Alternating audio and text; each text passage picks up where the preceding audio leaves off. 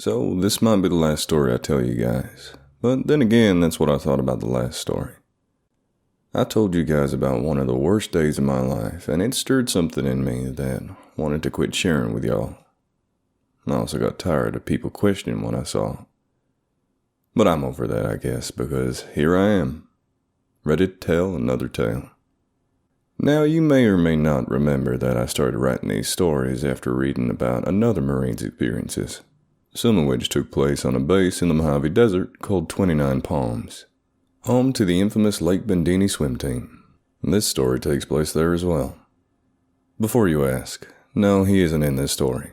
Despite having stood in some of the same spots, we never once crossed paths. My time was a little bit before his. Sorry if that disappoints you. This takes place on and around a small part of 29 Palms known as Iron Mountain. It's a pretty desolate spot, a training range out on the fringes of the base where people rarely go. It's called Iron Mountain because there's a metric fuck ton of iron underneath that hill. Oh, it's also a bit more of a big rocky hill than a mountain. The iron deposit makes receiving and transmitting radio traffic a bit of a chore. Sometimes you got comms, but most of the time you don't. Something about the iron sciencing with radio waves and that science is badly for the radio waves. Or something like that. We might have communication for the rest of the platoon, we might not. It was a toss-up. It didn't matter though, we were out on our own for this training rotation, and by all rights we shouldn't have needed to talk to them at all. But at the same time, you needed to talk to people if something went wrong. I should also mention that out there, we didn't have comms with Bearmat. The boys and girls over at Range Control could dispatch EMS or rescue services if something went wrong. And there was a lot of somethings that could go wrong out in this patch of the Mojave Desert. From going down due to heat, rattlesnake bites, ancient mine shafts left uncovered by old timbers, covered by a thin layer of sand, which were almost as dangerous as a landmine for the unlucky marine or sailor who might walk his happy ass over it and take a 4-story tumble into the rocky heart of the desert. If nobody knew you were down in that hole, and nobody knew where you were, you're looking at dying. Dying in the dark. Nice and slow like that is, of course, if you ever survive the fall. The section of AAVs I was assigned to had been tasked with supporting a company of infantry, learning them up on how to work with our vehicles. We would be running each platoon through some training lanes, making sure they knew how not to be crushed by an Amtrak, how to dismount the vehicle without shooting each other in the back, incorporate our heavy guns into their defense or offense, and most importantly, to not touch anything painted red. Touching anything that was painted red is the worst thing a grunt can do at any given time while in an AAVP-7A1, aside from vomiting, of course, which grunts do with a startling frequency. Grunts are such pussies when they have to ride on tracks. Oh sure, they all like to talk big, but you cram 30 of them into a metal box designed to hold about 12? Fill that box with diesel exhaust, heat it to 120 degrees, have a massive muffled engine screaming at them from a foot away. Oh yeah, and turn the lights out. You'll see a grown man cry. That aside, training grunts can be a pain in the ass depending on the unit you're working with. Some units are good to train and work with, and some could be a nightmare. The infantry company we were supposed to be working with was from the 1st Battalion 3rd Marines out of Hawaii, also known as the Lava Dogs. They had a bit of a reputation for being hard to work with. Which is a nice way of saying that, as an organization, they sucked at life. But concerns with our training partners aside, the day's training never came to fruition. We were supposed to meet up with them out in Iron Mountain. However, when we rolled up to the same name mountain, well, Iron Mountain was there, but that was about it. None of the grunts, who were supposed to be out there ready and eager to train. Our section leader, a sergeant who went by the handle Dingo, on account of him being originally from Australia, had us pull our tractors up to the plateau of the hill, a place that gave a commanding view of the valleys around us and actual mountains off in the distance. We could see all the way to the town of Amboy, which was about 17 miles to the north of us across a massive salt flat. No grunts as far as the eye could see, though. Well, wasn't that a motherfucker? Looks like the Lava Dogs were lava lost. I had my driver kill the engine and lowered the back ramp of the vehicle. As I walked out of the tractor, I told my crew to look the pig over for damage or oil leaks. My dungeon monkey, kid who went by the name of Hippie, raised his hand. which was a bit silly since there were only 2 of us standing at the back of the tractor. But in most respects, he was a bit of a silly guy. I nodded at him to proceed with his request for knowledge. "Corporal?" he asked. Every ounce of stoner he was in civilian life, and probably every extended leave block he took, bled out of his voice. I didn't really hold him in bad regard for it, the pot smoke that is. As long as it didn't affect what he did on my time, I was full of don't give a shit on the subject. After all, he was a good kid, just a bit slow. But I will say he must have been a fucking magician when it came to dodging pissing hot on a random drug test, though. He had to be. My lack of give a shit on the subject in no way translated to the Marine Corps' opinion on the matter. If he pissed hot, Mama Green would tear his dick off and send him home with a big chicken dinner. Or bad conduct discharge for those of you that don't know. Where's the grunts at? That's a great fucking question, hippie, I said. And I aim to find that out just as soon as I can. We got briefed they'd be ready and waiting for us to train. I motioned to the empty desert valley around us. I paused for comedic effect. But I think the lava dogs got lava lost. I paused waiting for that stoner chuckle of his to slip out. Never came though. He just stared blankly at me for a moment before nodding awkwardly. "Yeah, I guess they did, Corporal," he said with zero trace of humor in his voice. Not even a fake chuckle for ass-kissing's sake. My pride took a hit, as my comedic genius went unappreciated. "Anyway," I said to recover from the joke that had fallen flat on its ass. "That ain't your immediate fucking concern now, is it?" "Nah, Corporal," he said. "I gotta make sure that Good didn't drive over any comm wire and fuck our shit up." "Attaboy, hippie," I said as he wandered off.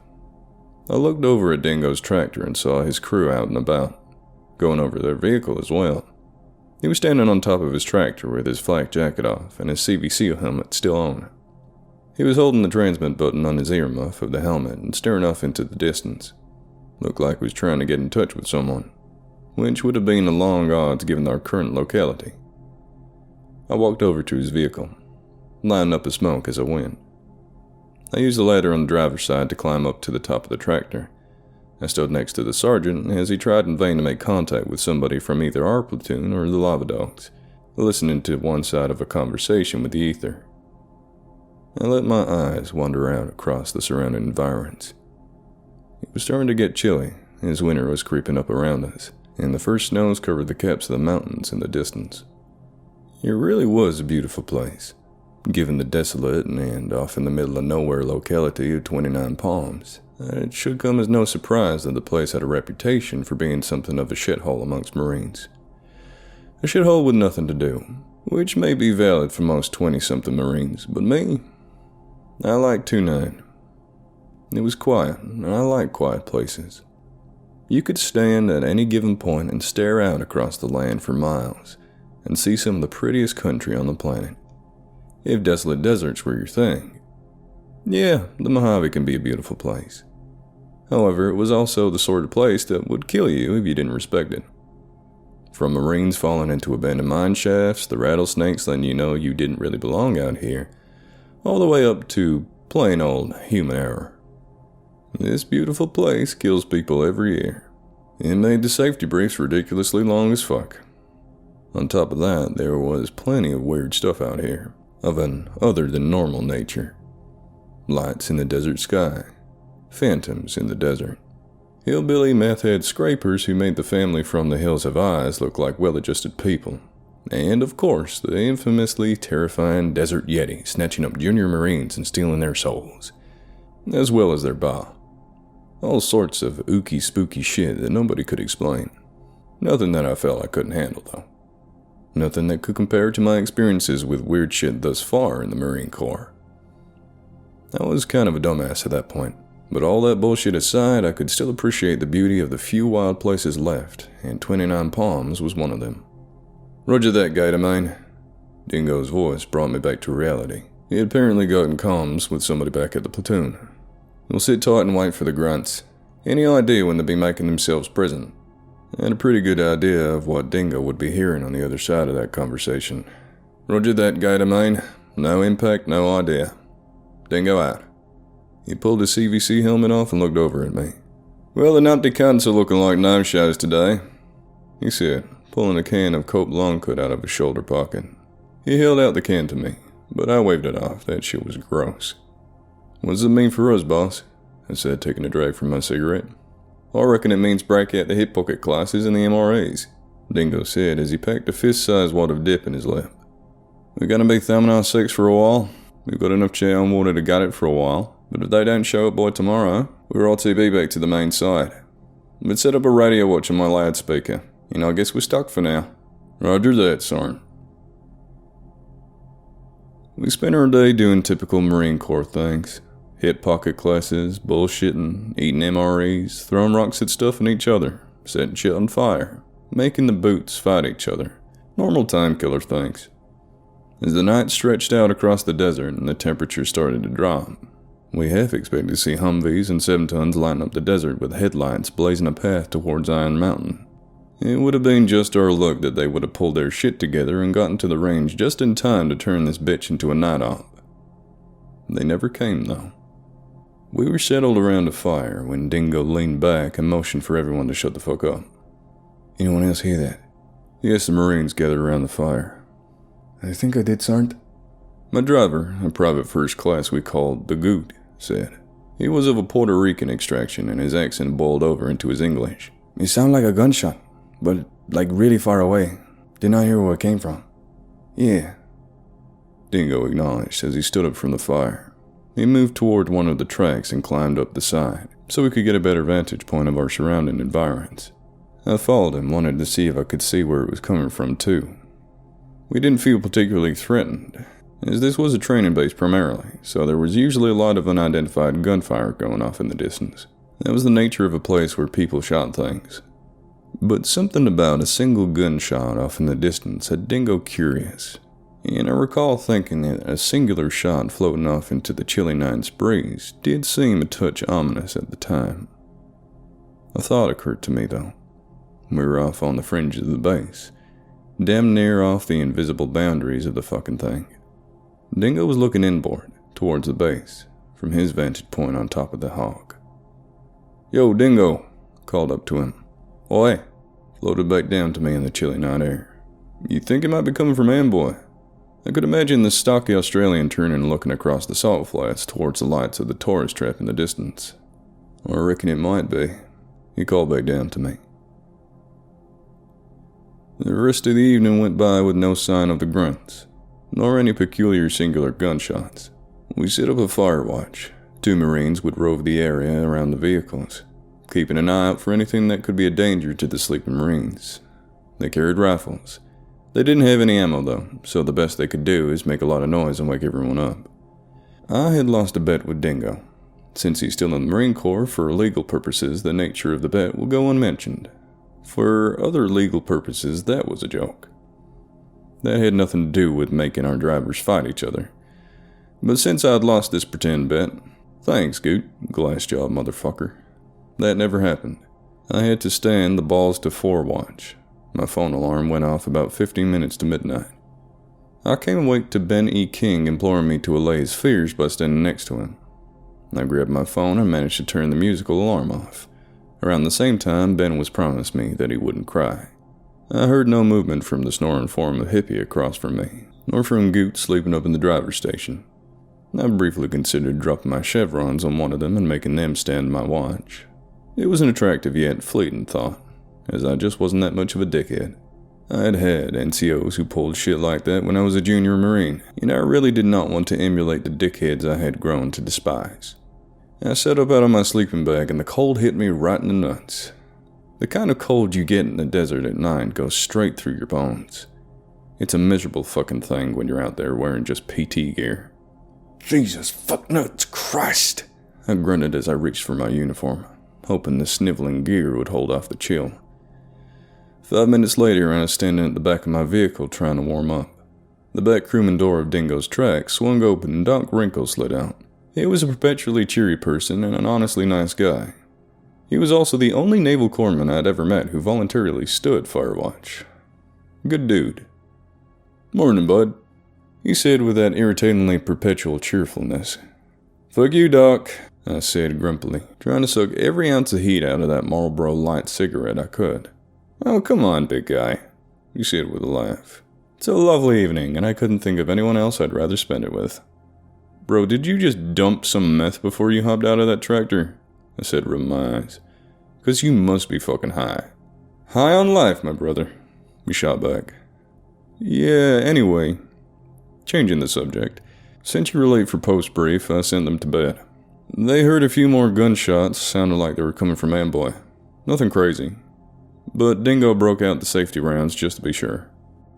Now, safety rounds are usually a magazine or two of 5.56 for the M4 carbine, or a magazine of 9mm rounds for the M9 pistol that Dingo carried. They're usually meant for animals.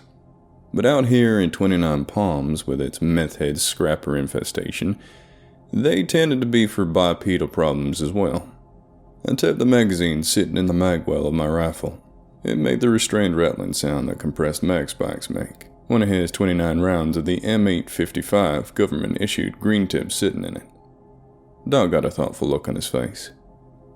Well, let's hope we don't have to wake everyone up with gunfire, because I am so in love with being a bored corpsman. His tone grew somber. A bored corpsman is a happy corpsman, so try not to shoot anyone. I'll do my best, I told Doc. I held out the second mag of safety rounds to him. He stared at it briefly and shook his head in the negative.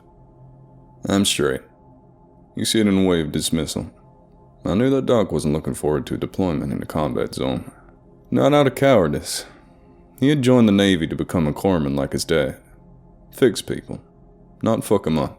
It was something he would have to make peace with if he ever ended up getting deployed. He wasn't a man of violence. Hell of a career choice for a pacifist. I shrugged my shoulders and shoved the magazine into my cargo pocket.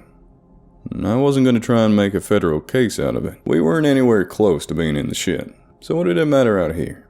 I just pulled my watch cap down around my ears and said, fair enough. About an hour later, we were walking our post in a military manner, keeping always on alert and observing anything that takes place within sight or hearing.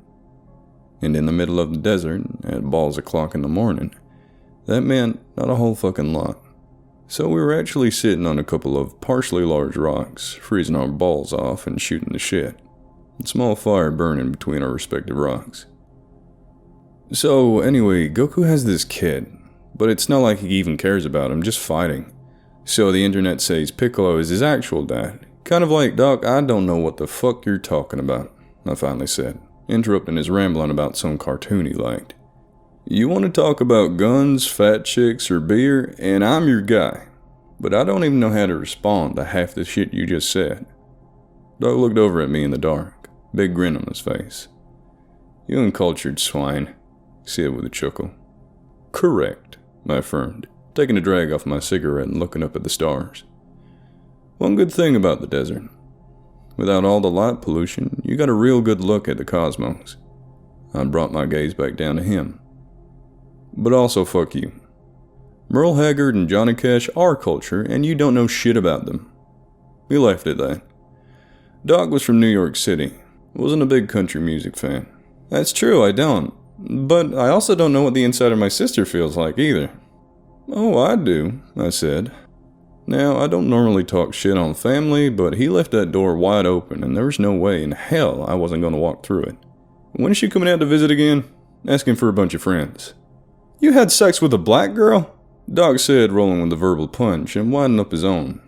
Don't you hillbillies execute each other over stuff like that in Texas? Either way, it's good to hear you stepping out of the family treehouse. I ain't from fucking Vidor, asshole, I responded, digging deep in my bag for a witty retort and finding none at the ready. I doubted he even knew about Vidor, Texas. We Texans aren't exactly proud of the place, and we don't normally discuss that shithole in polite company. So the weak response probably meant precisely jack shit to him. I was about to change the subject when Doc changed it for me. Not verbally. He just sat up on his rock, going stiff for a moment. He stared out towards the salt flats to our north, Amboy just beyond. I could just make out a couple of lights from the town in the distance. I scanned the desert trying to find exactly what he was looking for. I couldn't see shit. What? I asked, standing up and doing a brass check on my rifle, force a habit. He didn't immediately reply. He stood up on his rock, giving himself a more commanding view. He reached into the green canvas bag on his belt, pulled out a night vision monocular. I kicked out our little campfire, in case it was range control sneaking up on us in the dark. Those guys really hate it when you set their desert on fire. He held a monocular up to his right eye, a green circle of light illuminating his paper. He squinted. I think I see something. Way the heck out there. The PVS-14 NVG monocular has a range vision of about 300 meters. Past that, it all sort of blends together in a grainy shade of green. What do you see? I asked, bringing my M4 up to my shoulder and scanning the desert in the direction Doc was looking. Thought I saw something moving out there, Doc said, a bit of fear in his voice.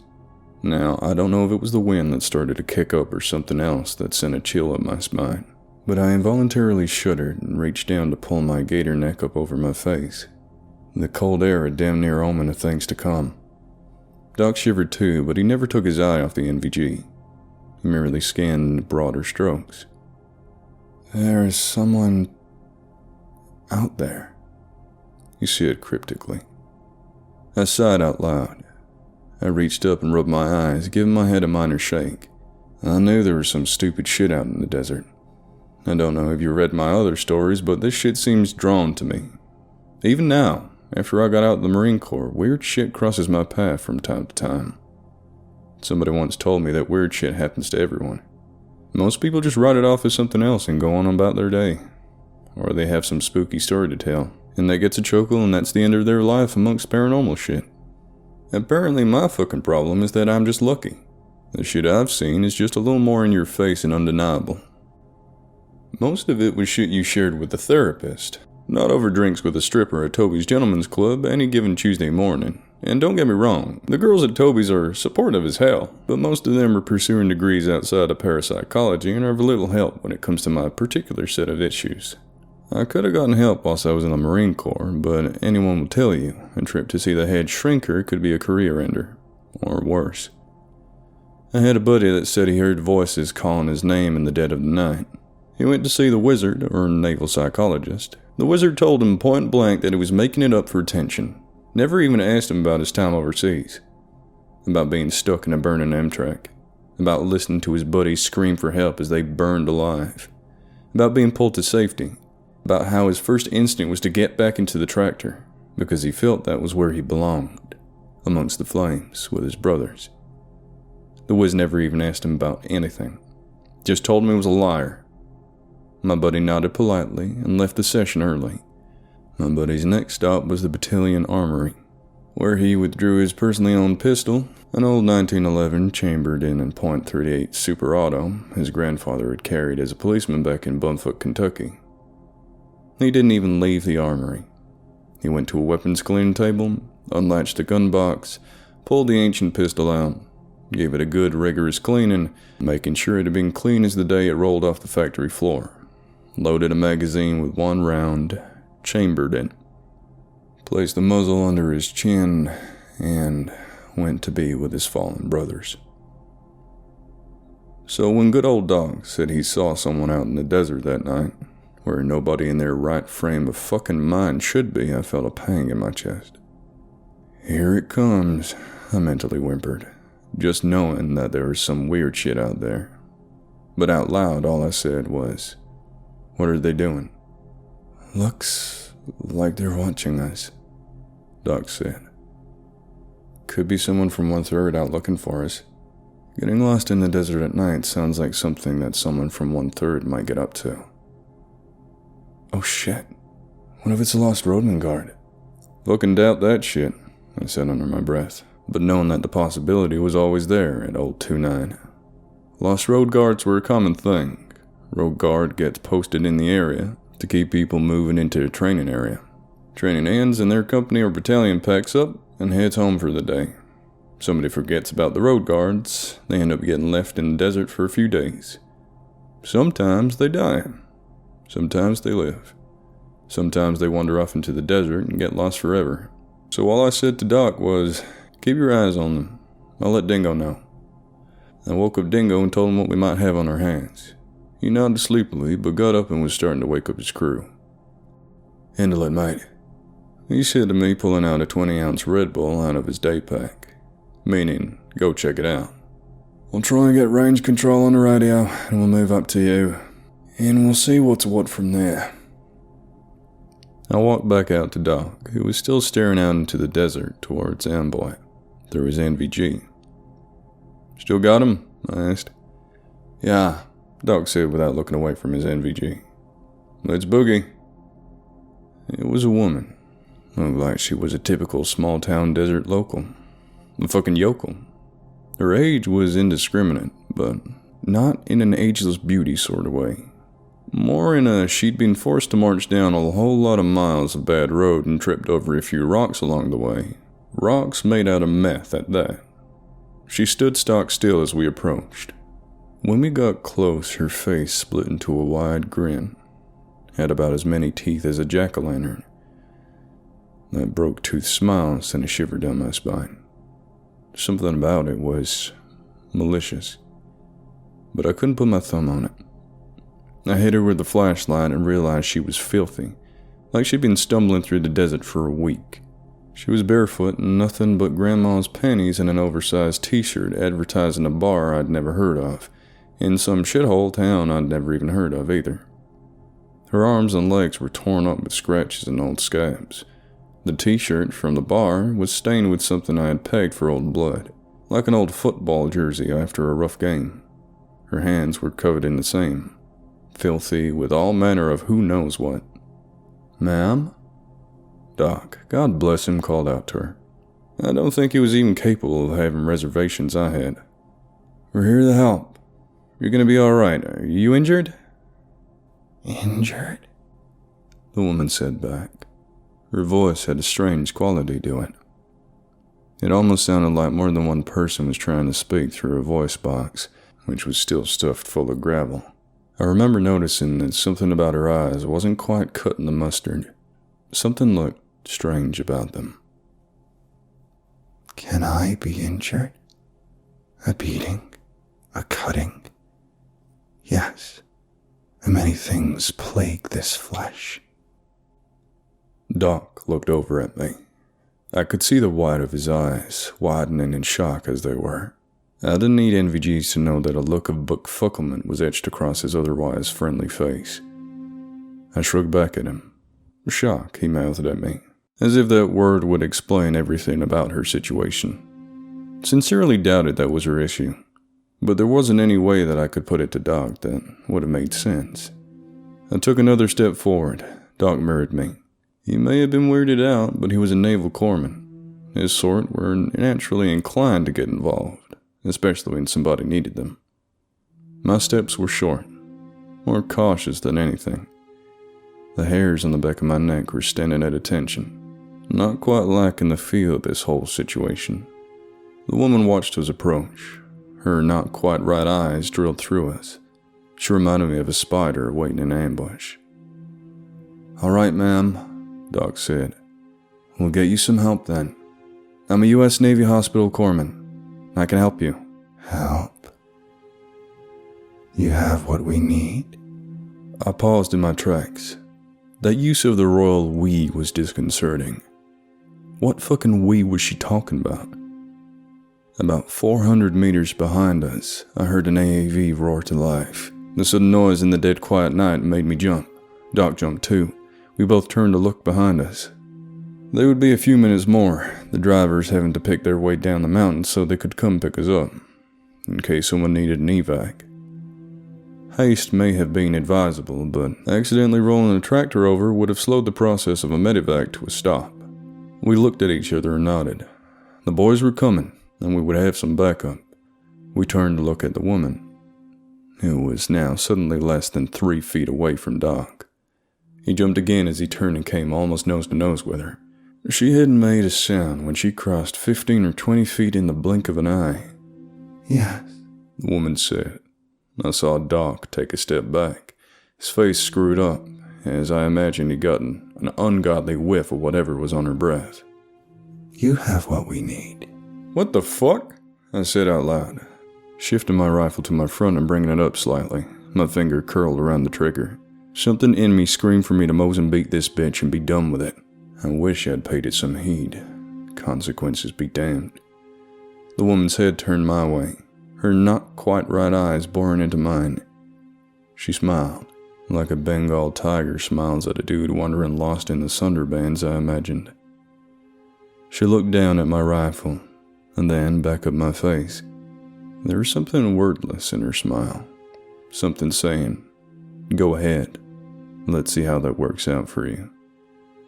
This woman couldn't have been more than 5'6", running about 160 pounds. By all rights, she should have been a walkover, should she want to test her physical mettle against mine.